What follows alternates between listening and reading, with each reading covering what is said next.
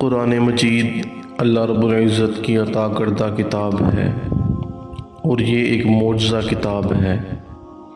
اس کی ایک دلیل یہ بھی ہے کہ قرآن مجید میں کئی پیش گوئیاں کی گئیں جو کہ آج تک سچ ثابت ہوئی ہیں۔ اللہ تعالیٰ نے قرآن مجید میں فرمایا، سورہ البقرہ میں ہے، اور کہیے اگر اللہ کے نزدیک دار آخرت لوگوں کے سوا صرف تمہارے لیے مخصوص ہے تو اگر تم سچے ہو تو موت کی تمنا کرو، اور جو کام وہ پہلے کر چکے ہیں ان کی وجہ سے وہ ہرگز موت کی تمنا نہیں کریں گے، اور اللہ ظالموں کو خوب جاننے والا ہے۔ اس آیت میں قرآن مجید نے پیش گوئی فرمائی ہے کہ یہودی ہرگز موت کی تمنا نہیں کریں گے۔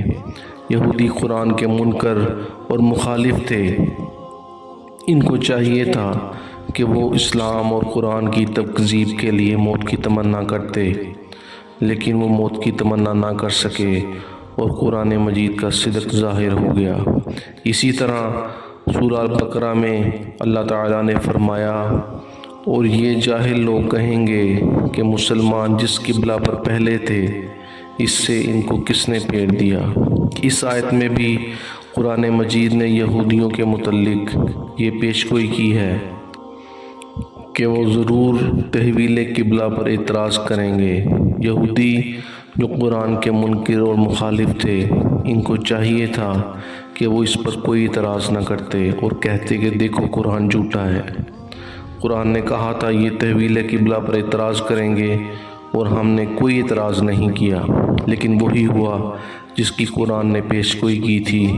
قرآن مجید نے مخالفین کی زبانوں کے متعلق پیش گوئی کی کہ یہ فلاں بات کہیں گے، اور انہوں نے وہی بات کہی۔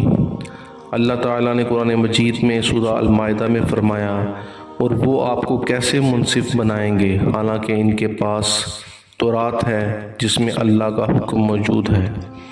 اس آیت میں اللہ کے حکم سے مراد رجم ہے، یعنی شادی شدہ زانی کو پتھر مار مار کر ہلاک کر دیا جائے۔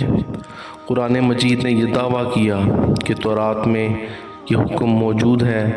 یہود آئے دن تورات میں تحریف کرتے رہتے ہیں، اگر وہ چاہتے یا چاہیں تو تورات سے رجم کا حکم نکال دیں اور کہیں کہ دیکھو قرآن نے تو کہا تھا کہ تورات میں رجم کا حکم ہے، حالانکہ اس میں یہ حکم نہیں ہے۔ کتنی صدیاں گزر گئیں، تورات میں کتنی تبدیلی اور تحریف ہوئی اور کتنی آیتیں نکال دی گئیں، لیکن رجم کی آیت تورات میں ہر دور میں موجود رہی۔ اس کے علاوہ اللہ تعالیٰ نے فرعون کے متعلق سورہ یونس میں فرمایا، سو آج ہم تیرے بے جان جسم کو بچا لیں گے تاکہ تو اپنے بعد والوں کے لیے عبرت کا نشان ہو جائے۔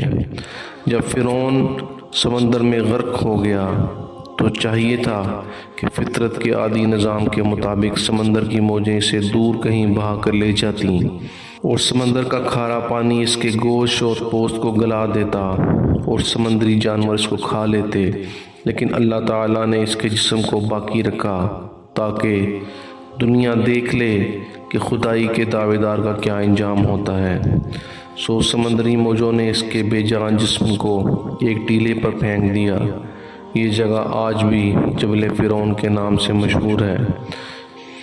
اس کی لاش کو دیکھ کر بنی اسرائیل کے لوگوں کو اس کی موت کا یقین ہو گیا، اور بعد میں آنے والی نسلوں کے لیے اس میں اللہ کی قدرت پر دلیل ہے، کیونکہ مصر کے عجائب گھر میں اس کی لاش آج بھی محفوظ ہے، اور ماہرین آثار قدیمہ کی تحقیق ہے کہ یہی وہ فرعون ہے جس سے حضرت موسیٰ علیہ السلام کا مقابلہ ہوا تھا۔